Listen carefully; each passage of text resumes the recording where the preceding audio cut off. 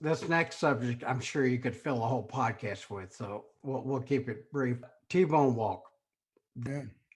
I remember meeting him in the studio for Thousand Miles Alive, Yeah.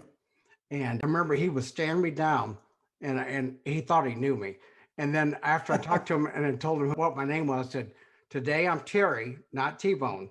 And Right. he insisted on calling me T-Bone, and he was just amazing. And he never met a stranger. Everybody he knew was his best friend.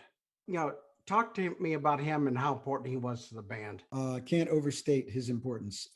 And I will say that I've been around so many incredible musicians, but I will say that he is the best musician I've ever been around on every level. He was obviously his bass playing, he was legendary, but he was an incredible guitar player, great keyboard player. He was New York State accordion champion when he was like 12 years old.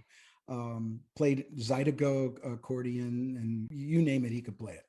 And he was, as you said, everyone was his best friend because he was so down to earth and such a great human being. He just exuded this positive energy. I never heard him play a wrong note. I don't think I've ever heard him. Wow. I know for a fact that I never heard him play make a mistake on bass ever. Not that I ever heard.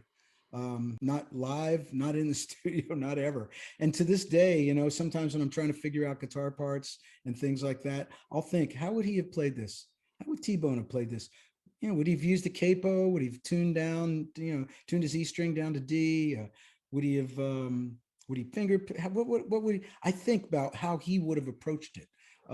And to me, it was the consummate musician, And one funny thing about that session, that was my first album solo album in Nashville. And, I remember when I was with Bill, the engineer who we used. VornDick.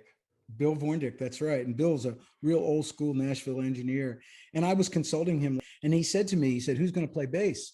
And I said, well, I'm going to bring my bass player T-Bone down. And Bill VornDick said, I don't know, man. He goes, that might not be a good idea. He goes, these guys, they're pretty, they're amazing players, and they don't like to play with people they don't know. I said, don't worry, it'll be fine.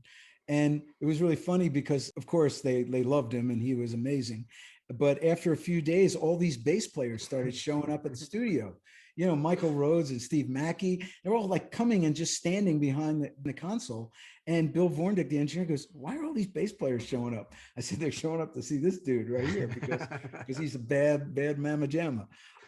Just one of the greats. I can't say enough good things about him.